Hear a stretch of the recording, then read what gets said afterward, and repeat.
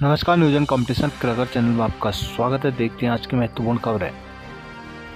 Gaza दक्षिण Beirut में Israel का बड़ा हमला। तिरुपति लड्डू मामले में रद्द हो सकता है रुड़की की फैक्ट्री का लाइसेंस। मुख्यमंत्री पुष्कर सिंह धामी आज हल्द्वानी में। चंपावत में दलित नाबालिग छात्रा को अगवा कर किया दुष्कर्म। नई दिल्ली, बेहतर भविष्य के लिए विश्व में शांति बेहद जरूरी, नरेंद्र मोदी। इजराइल में हमास के हमले का 1 साल पूरा हो गया, लेकिन युद्ध की तपिश बढ़ती जा रही है। हमास के साथ हिजबुल्लाह के खिलाफ इजराइल ने युद्ध का दायरा बढ़ा दिया है। इजराइल के रक्षा मंत्री योव गैलेंट ने रविवार को चेतावनी दी कि अगर ईरान ने हमें नुकसान पहुंचाने का प्रयास किया तो उसका अंत गाजा या बेरूत जैसा हो सकता है। जवाब में दमिश्क में तेहरान के शीर्ष राजनयिक ने किसी भी आक्रामकता पर और कड़ी प्रतिक्रिया की भी धमकी दी है। गाजा पट्टी के मस्जिद पर इजरायली हवाई हमले में रविवार तड़के 19 लोगों की मौत हो गई थी। इजरायली सैन्य ने उत्तरी गाजा और दक्षिणी बेरूत में बमबारी तेज कर दी है। दोनों ईरान समर्थित आतंकी समूह हैं। मध्य दीर अल बला शहर के मुख्य अस्पताल के पास एक मस्जिद में शरण लेने वाले विस्थापित लोगों पर हमला किया गया। हालांकि इजराइल ने कहा कि उसने हमास के कमांड और नियंत्रण केंद्र को ही निशाना बनाया था। सेना ने उत्तरी गाजा के जवालिया में नए सिरे से हवाई और जमीनी आक्रमण शुरू करने की घोषणा की है, जिसके बाद कई तस्वीरों और वीडियो प्रसारित हुए थे जिसमें कई इजरायली टैंक दिखाई दे रहे हैं। देहरादून, तिरुपति लड्डू मामले में उत्तराखंड के खाद्य संरक्षण विभाग ने रविवार को रुड़की के भगवानपुर के भोले बाबा डेयरी का निरीक्षण किया, जिसके बाद विभाग ने केंद्र सरकार को मामले में रिपोर्ट भेजा। उक्त डेयरी का लाइसेंस निरस्त करने की सिफारिश की है। तिरुपति मंदिर के लड्डू मामले में पता चला कि प्रसाद में इस्तेमाल की भगवानपुर स्थित डेयरी से अब सप्लाई हुआ था। इस खबर से पूरे प्रदेश में हड़कंप मच गया है। स्वास्थ्य विभाग के सचिव और खाद्य सुरक्षा आयुक्त डॉक्टर आर राजेश कुमार ने विभागीय अफसरों को डेयरी के जांच के निर्देश दिए हैं। मुख्यमंत्री पुष्कर सिंह धामी सोमवार को जनपद भ्रमण पर आ रहे हैं। एडीएम शिव चरण द्विवेदी ने बताया कि सीएम सोमवार सुबह जीटीसी हेलीपैड देहरादून से प्रस्थान कर सुबह 11:20 पर MIET हेलीपैड लामाचौड़ हल्द्वानी पहुंचेंगे। इसके बाद वो आम्रपाली विश्वविद्यालय में आयोजित अभिनंदन समारोह में हिस्सा लेंगे। दोपहर 12:50 पर MIET हेलीपैड रामाचौड़ से प्रस्थान कर दोपहर 1 बजे मिनी स्टेडियम हेलीपैड बेतालघाट पहुंचेंगे, जहां वह दोपहर 1:15 पर शहीद खेमचंद्र डॉर्बी राजकीय महाविद्यालय बेतालघाट वार्षिकोत्सव कार्यक्रम में हिस्सा लेंगे। चंपावत, दलित नाबालिग छात्रा को अगवा कर शनिवार को एक ट्रक चालक ने उसके साथ दुष्कर्म किया। पीड़िता के पिता की शिकायत पर पुलिस ने आरोपी चालक को देर रात गिरफ्तार कर उसके विरुद्ध पॉक्सो दुष्कर्म तथा ST/SC एक्ट में मुकदमा दर्ज किया। आरोपी को न्यायालय पेश करने के बाद न्यायिक हिरासत में जेल भेज दिया गया। पुलिस के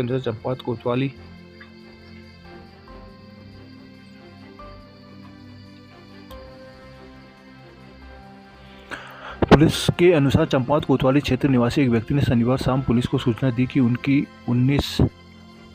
17 वर्षीय बेटी सुबह 4 बजे बगैर बताए घर से कहीं चली गई। शाम को घर लौटने पुत्री ने अपने साथ दुष्कर्म के होने की जानकारी दी। छात्रा ने बताया कि टिप्पर वाहन UK03 CA2181 का चालक नरेश सिंह निवासी खिड़द्वारी उसे झांसा देकर अपने साथ ले गया, उसके साथ जबरन शारीरिक संबंध बनाए। उधर SP अजय गणपति ने बताया कि पीड़ित छात्रा के पिता की तहरीर पर आरोपी चालक नरेश सिंह के विरुद्ध BNS की पॉक्सो SC/SC एक्ट आदि धाराओं में मुकदमा दर्ज कर दिया गया है। धौन के पास से आरोपी को गिरफ्तार करने के बाद रविवार को उसे न्यायालय में प्रस्तुत करने के बाद जेल की भेज दिया गया। देहरादून, भ्रष्टाचार पर होगा कठोर कार्रवाई, मुख्यमंत्री दावी। प्रदेश में भ्रष्टाचारियों के खिलाफ विजिलेंस की कार्रवाई में बीते 48 घंटों में चमोली पौड़ी से 2 रिश्वतखोरों को रंगे हाथ गिरफ्तार किया गया। शनिवार को विजिलेंस टीम ने पौड़ी जिले के अगरोड़ा क्षेत्र में राजस्व निरीक्षक कानून को कैलाश रवि को 15,000 रुपये रिश्वत लेते रंगे हाथ गिरफ्तार कर लिया। इस घटना के तुरंत बाद रविवार को चमोली जिले के कर्णप्रयाग क्षेत्र के आबकारी निरीक्षक जयवीर सिंह को 30,000 रुपये रिश्वत लेते हुए सतर्कता सेक्टर देहरादून की टीम द्वारा रंगे हाथ गिरफ्तार किया गया। मुख्यमंत्री पुष्कर सिंह धामी ने भ्रष्टाचारियों को सख्त चेतावनी दी कि आम जनता की भ्रष्टाचार से संबंधित शिकायतों को सुनने के लिए राज्य में भ्रष्टाचार मुक्त ऐप 1064 को लॉन्च किया गया है। प्रदेश के हर छोटे बड़े अस्पतालों दफ्तरों में इससे संबंधित पोस्टर लगाए जा रहे हैं, जिससे लोगों में जागरूकता पैदा हो। ऐप में अब तक 980 से ज़्यादा विजिलेंस और नॉन विजिलेंस की शिकायतें दर्ज हुई है। इन शिकायतों को गंभीरता से लेते हुए विजिलेंस ने रिश्वतखोरों को जेल भेजा है। मुख्यमंत्री ने कहा कि आम जनता को परेशान करने वाले भ्रष्टाचार के खिलाफ आगे भी तेजी से कार्रवाई की जाएगी। देहरादून प्रदेश में साइबर ही नहीं सारे सिस्टम हो रहे हैं फेल, करण माहरा। हल्द्वानी शहर में बेटियों की हिफाजत के लिए 6 विभागों को दी गई जिम्मेदारी।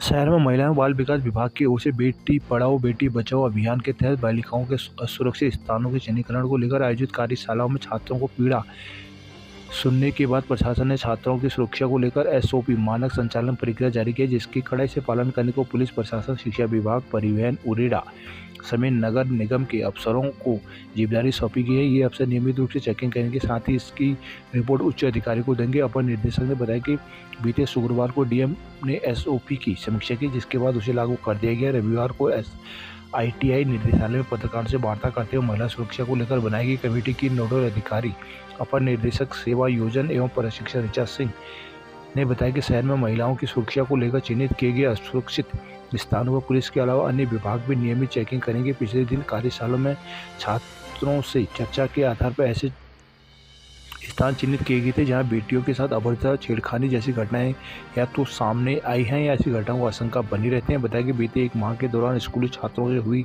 बातचीत के आधार पर ऐसी रिपोर्ट तैयार की गई है। हल्द्वानी एम्स ऋषिकेश की देखरेख में बनेगा एसटीएच की cath lab. Haldwani doctor Sushila Tiwari अस्पताल एसटीएच में कैथ लैब निर्माण का काम अब एम्स ऋषिकेश के देखरेख में होगा। एम्स की कैथ लैब निर्माण करने वाली कमेटी ने इसके लिए हरी झंडी दे दी है। एसटीएच हल्द्वानी में Bharat electronical limited BEL-CSR fund के माध्यम से कैथ लैब निर्माण करवा रहा है। मंडी परिषद ने कैथ लैब का ढांचा खड़ा करने का काम शुरू कर दिया है। लैब निर्माण में करीब 10 करोड़ से ज़्यादा की लागत आएगी।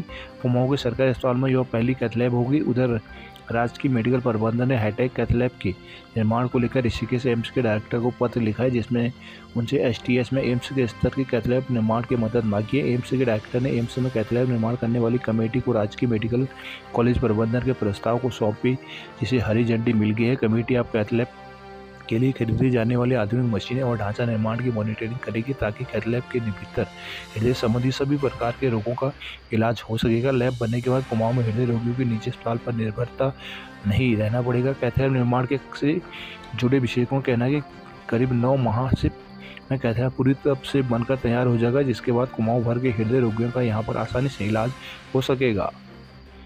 रामनगर में कांग्रेस दफ्तर खाली कराने पर हंगामा। रानीखेत रोड के समीप बनाए गए कांग्रेस कार्यालय को देर शाम रात खाली कराने का प्रयास किया गया। कांग्रेसियों का आरोप है कि 25 से 30 लोग कार्यालय का ताला तोड़कर अंदर घुस गए। उन्होंने कांग्रेस कार्यालय में रखी कुर्सियां, मेज और अन्य सामान को बाहर कर कब्जा करने का प्रयास किया। जब कांग्रेस नेता मौके पर पहुंचे, तनातनी की स्थिति पैदा हो गई थी। मौके पर पुलिस तैनात हो गई। उधर सूचना पर दिल्ली गए रणजीत रावत भी रामनगर लौट आए हैं। रविवार को अन्य दिनों के तौर कार्यालय में बैठे थे। देर शाम कार्यालय बंद कर समर्थन चले गए। आरोप है कि देर रात कई लोग कार्यालय में घुस आए। उन्होंने जबरन कार्यालय के अंदर रखी कुर्सियां, मेज और अन्य सामान को बाहर रख दिया। मामले की जानकारी होने पर कांग्रेस कार्यकर्ता भी मौके पर पहुंच गए। उन्होंने विरोध जताते हुए बाहर रखे सामान को अंदर रखने का प्रयास किया, जिससे तनातनी की स्थिति पैदा होगी। सूचना पर पुलिस भी मौके पर आके कांग्रेस नगर अध्यक्ष भुवन शर्मा ने बताया कि लोग ताला तोड़कर अंदर घुसे थे। कार्यालय के सारा सामान बाहर रखा ताला लगा दिया गया। विरोध के बाद सामान को दोबारा से अंदर रखा गया। बताया गया कार्यालय में रहने वाले व्यक्ति रात 7 बजे ताला लगाकर चला गया था। कांग्रेस नेता महेंद्र प्रताप सिंह बिष्ट कार्यालय के पास से गुजर रहे तो उन्हें घटना की जानकारी हुई। कांग्रेस का कार्यालय साल 2016 में खोला गया था। हल्द्वानी ई रिक्शा के संचालकों का विरोध प्रदर्शन। टनकपुर में अतिक्रमण हटाने के विरोध में सड़क पर उतरे लोग। रेलवे के अतिक्रमण विरोधी अभियान के खिलाफ रविवार को लोगों ने सड़क पर उतरकर मौन जुलूस निकाला। वार्ड 3 और 4 के निवासियों ने डीएम के माध्यम से सीएम को ज्ञापन भेजकर अतिक्रमण हटाने की कार्रवाई को रोकने की मांग उठाई है। रविवार को टनकपुर के शास्त्री चौक पर वार्ड 3 और 4 की बड़ी संख्या में लोग एकत्रित हुए, जिसके बाद पूर्व विधायक हिमेश करकवाल, आप प्रवक्ता संगीता शर्मा के नेतृत्व में लोगों ने शास्त्री चौक में मौन जुलूस निकाला। विभिन्न मार्गों से हुआ जुलूस वापस शास्त्री चौक पहुंचकर संपन्न हुआ। इस दौरान लोगों ने स्लोगन, लिखित पट्टिकाओं के माध्यम से अतिक्रमण हटाने का विरोध किया। लोगों का कहना था कि कई दशक पहले हुए भीषण अग्निकांड के बाद तत्कालीन मुख्यमंत्री एनडी तिवारी ने पीड़ित परिवारों को यहाँ बसाया था। गंगोलीहाट में तहसील को जोड़ने वाली सड़क हुई बदहाल। चंपावत में 3.47 करोड़ से बनेगा बहुउद्देशीय भवन। देहरादून सुपर स्पेशलिस्ट डॉक्टरों को 5 लाख वेतन पर फंसा पेंच। उत्तराखंड के मेडिकल कॉलेज में सुपर स्पेशलिस्ट डॉक्टर को वेतन बढ़ाने पर पैच फंस गया है। इस संदर्भ में हुए आदेश में जोड़ी गई शर्त जो नौबत आई है। दरअसल राज्य सरकार ने पर्वतीय और मैदानी क्षेत्रों के मेडिकल कॉलेजों में सुपर स्पेशलिस्ट डॉक्टरों की तैनाती बढ़ाने के लिए वेतन बढ़ोतरी का निर्णय लिया था, जिसके तहत पर्वतीय क्षेत्र के मेडिकल कॉलेज में सुपर स्पेशलिस्ट विभाग के प्रोफेसर को 5 लाख रुपये, जबकि मैदानी मेडिकल कॉलेज में तैनात प्रोफेसर को 4 लाख रुपये वेतन दिया जाना था। एसोसिएट और असिस्टेंट प्रोफेसर की श्रेणी में भी वेतन बढ़ोतरी का निर्णय लिया गया था, लेकिन सरकार की ओर से किए गए वेतन बढ़ोतरी के आदेश की वजह से किसी को भी सरकार की ओर से तय किया गया वेतन मिल पाना मुश्किल है। मेडिकल कॉलेज की फैकल्टी सरकार के इस आदेश से नाराज है। देहरादून सीनियरिटी विवाद में शिक्षकों के संगठन को अंतिम मोहलत। लोकसेवा आयोग से सीधे भर्ती से चुने गए एलटी प्रोन्नत प्रवक्ताओं के वरिष्ठता विवाद का समाधान निकालने के राजकीय शिक्षक संघ ने एक अंतिम प्रयास करने का निर्णय लिया है। दोनों पक्षों के 1 सप्ताह के भीतर इस मामले में परस्पर सहमति से निर्णय लेकर हाईकोर्ट में दायर सभी केस वापस लेने को कहा गया है। शिक्षक संघ अध्यक्ष राम सिंह चौहान ने कहा कि यदि इस बार भी दोनों पक्षों के बीच समझौता नहीं होता तो संघ अपने स्तर पर कड़ा फैसला लेने को मजबूर होगा। प्रोन्नत प्रवक्ताओं के अगस्त 2010 में मौलिक नियुक्ति के आदेश के आधार पर बनी वरिष्ठता सूची पर वर्ष 2014 में हाईकोर्ट का स्टे है। तब से यह निर्णय विषय हाईकोर्ट के विचाराधीन है। इस विवाद की वजह से प्रधानाचार्य के प्रमोशन प्रक्रिया लटकी हुई है। विवाद के समाधान के लिए 3 अक्टूबर को संघ ने दोनों पक्षों की संयुक्त बैठक बुलाई थी, लेकिन किसी भी पक्ष के वरिष्ठता पर पूर्ण सहमत न होने से निर्णय नहीं हो पाया है। सीधी भर्ती प्रवक्ताओं का कहना है कि वर्ष 1988-89 के वरिष्ठता नियमावली के अनुसार 3 साल की तदर्थ सेवा के बाद मौलिक नियुक्ति मानी जाती है। इस फार्मूले को स्वीकार करते हुए प्रोन्नत प्रवक्ताओं 3 साल आगे से वरिष्ठता दी जा सकती है। प्रोन्नत प्रवक्ताओं का कहना है कि उनकी वरिष्ठता का आदेश नियमानुसार ही हुआ है, इसलिए वर्तमान वरिष्ठता को मान्य किया जाए। यह जरूर है कि प्रमोशन के फैसले के वक्त पात्रता पूरी न करने वाले शिक्षक को हटाया जा सकता है। नई टिहरी शहर की सड़कों पर बने गड्ढों में गिरकर चोटिल हो रहे हैं लोग।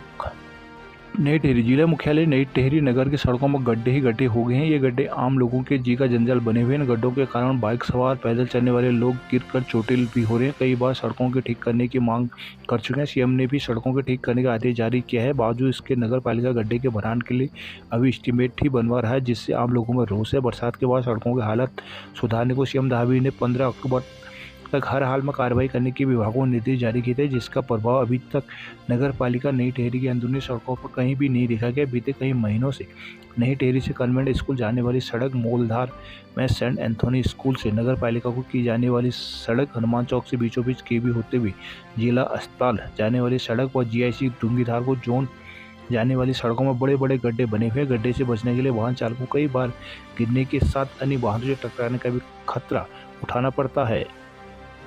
नई टिहरी में पूर्व सैनिक कल्याण एसोसिएशन के अध्यक्ष बने संजय। फूलों की घाटी और चखंबा पर पोस्ट कार्ड हुआ जारी। राजकीय स्नातकोत्तर महाविद्यालय गोपेश्वर में 2 दिवसीय डाक टिकट प्रदर्शनी चमोली पैक्स के अंतिम दिन विभिन्न कार्यक्रम हुए। इस दौरान वसुधारा पर विशेष आवरण जारी किया गया, जिसके साथ ही फूलों की घाटी, चौखंबा, ब्रह्म कमल पर पिक्चर पोस्ट कार्ड जारी किए गए। कार्यक्रम का शुभारंभ chief post master general Shashi Shalini Kujur और निर्देशक डाक सेवाएं अनुसुईया प्रसाद चमोला ने किया है।